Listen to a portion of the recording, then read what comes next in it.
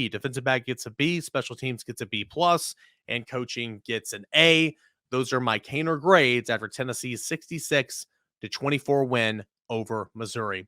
Whole lot to talk about. We'll continue to break down this game. We'll look ahead to the South Carolina Gamecocks. Tennessee opens up as a near 3-touchdown favorite on the road at South Carolina. Looking forward to previewing that as the week goes on.